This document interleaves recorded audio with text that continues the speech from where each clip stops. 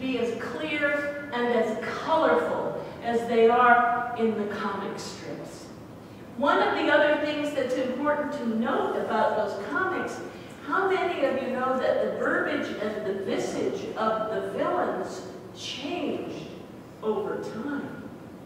Do you know that the Dick Tracy comic strip started in 1931, and through 1931 to 1977, the villains changed as the decades of history changed. As the villains in real history changed, so too did the villains in the comic strip. Pruneface, the mole. Pruneface was a spy. The mole was another spy. Pruneface was from 31. The mole was from the 40s. Ooh.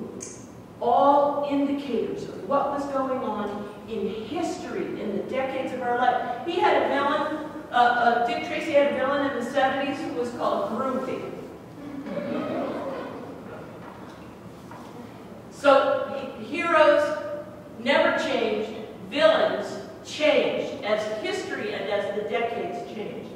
Wouldn't it be nice if our lives were that clear? Well, I want to tell you, I went to see a movie the other day that the youth told me I had to go see. It was a movie based on a comic strip. And language has changed, let me tell you. There's no censorship anymore, even in titles of movies. So when I tell you the title of this movie, go ahead, take your deep breath and go, and then relax. The name of the movie is Kick-Ass. And it is the story of this Casper Milquetoast high school boy who wants to be a superhero. And he sends away for a wetsuit, decides to put that wetsuit on and go out and do justice, and doesn't think that, you know, anybody can tell who he is because the wetsuit has a mask. He goes out into the community to do his justice things.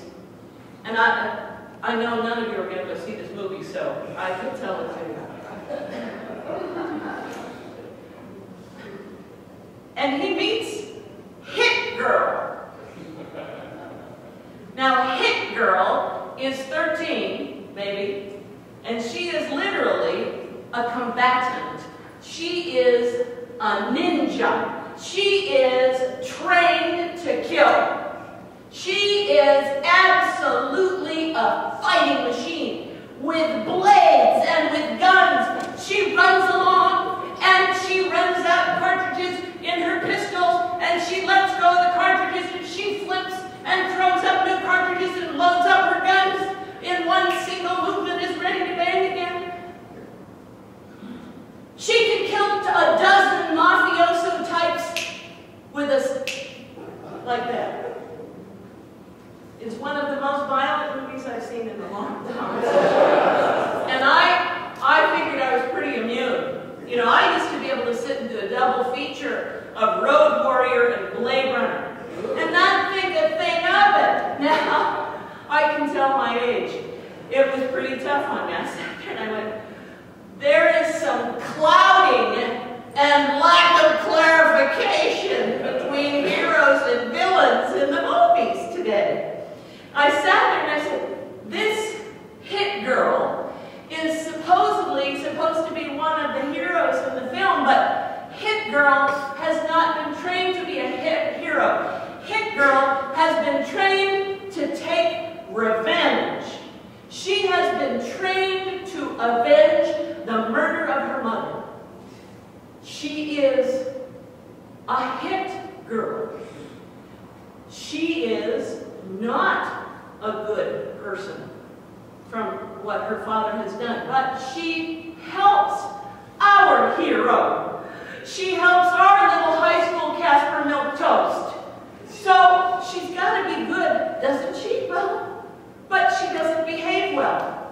We live in a society now where there aren't clear lines for our heroes. Who is good? Who is bad? Who is evil? Who is good? Who are heroes? Who are villains?